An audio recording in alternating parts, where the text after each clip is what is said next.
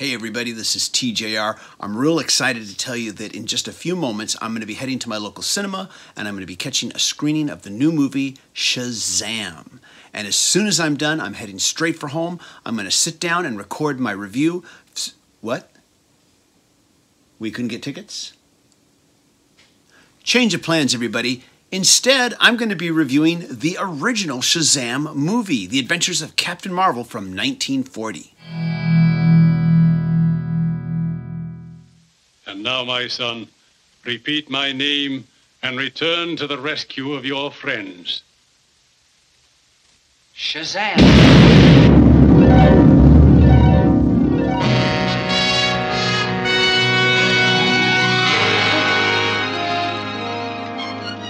The Adventures of Captain Marvel was a 1941 American-made, 12-chapter, black and white movie serial from Republic Pictures.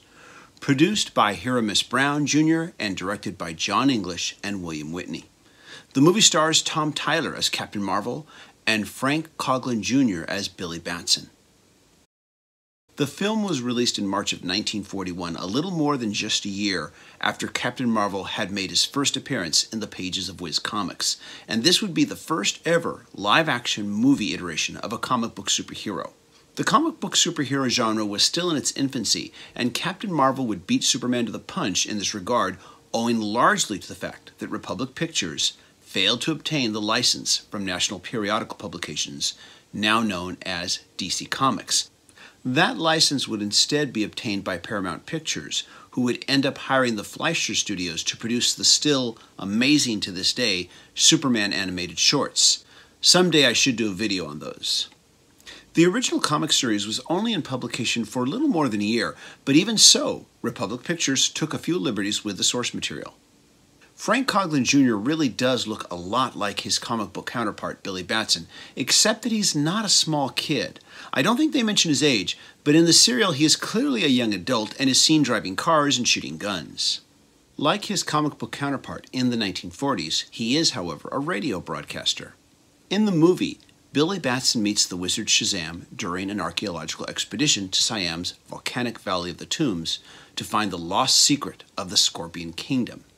Back in 1940, I can see where placing the ancient wizard Shazam within the pulp novel motifs of lost legendary cities and ancient ruins would make a whole lot more sense and be much easier to swallow to audiences of the day versus the original comic book's much more fantastical accounting of the character's origin.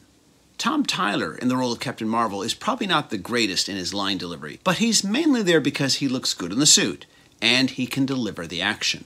And that brings me to the first thing that I want to bring up, and that's the stunt work.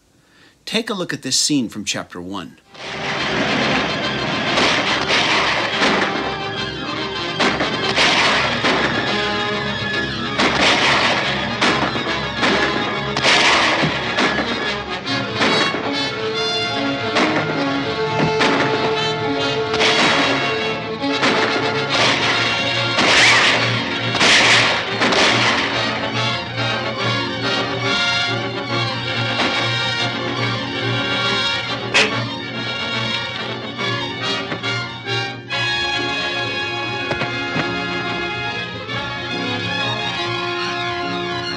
Another great aspect to this first movie adaptation of the comic book superhero genre is the special effects.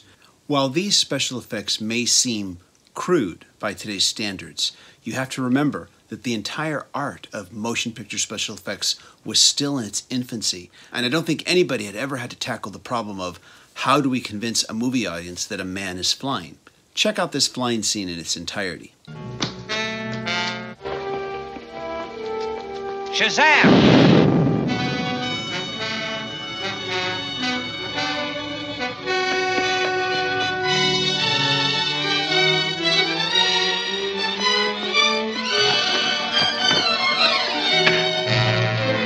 In this sequence, a papier-mâché dummy is used to put a flying Captain Marvel right into the action.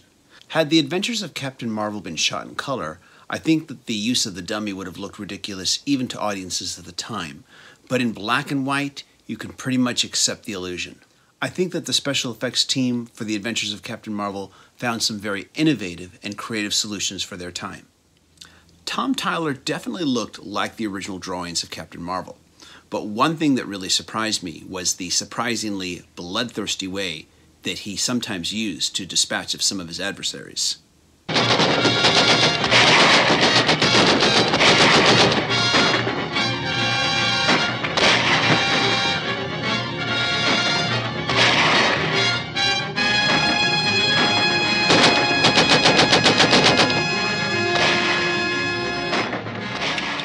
I keep picturing little kids back in 1940 sitting in the movie theater and yelling, "Kill him, Captain Marvel, kill him!" Now, the film uses an original villain named the Scorpion, a character whose identity becomes the ongoing mystery for the film's entire 12 chapters. And while the first and last chapters have our heroes in an exotic international setting, the chapters in between have the action taking place in the good old US of A and plays mostly like typical gangster, cops and robbers movie serials of the time. The film does introduce some other original characters, Betty Wallace, Whitey Murphy, and John Malcolm, all of whom would later be absorbed into the comics continuity in 1941. Another interesting way that this film adaptation differs from its source is that once the power of the Scorpion has been defeated, Captain Marvel says the magic word Shazam for the last time, never to return. It's revealed that with the Scorpion vanquished, Captain Marvel will never need to be called upon again. Then until such time when there's a better understanding among men, may the fiery lava of Scorpio burn the memory of this from their minds.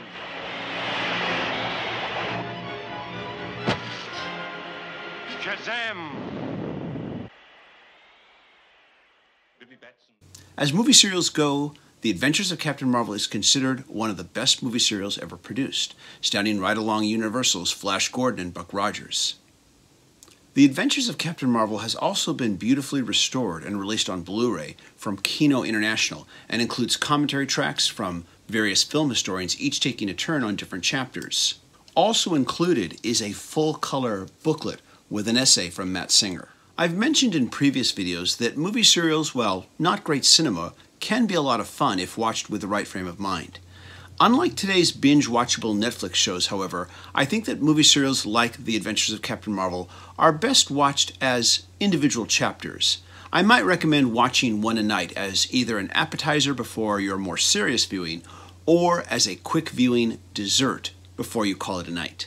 By the way, I will be seeing the new movie Shazam later this week. Let me know if you'd like me to review it. This is TJR, and if you'd like to see me make more videos like this, please consider becoming a Patreon supporter. Patreon supporters receive access to exclusive behind-the-scenes content, and it's also the only way to suggest a video topic.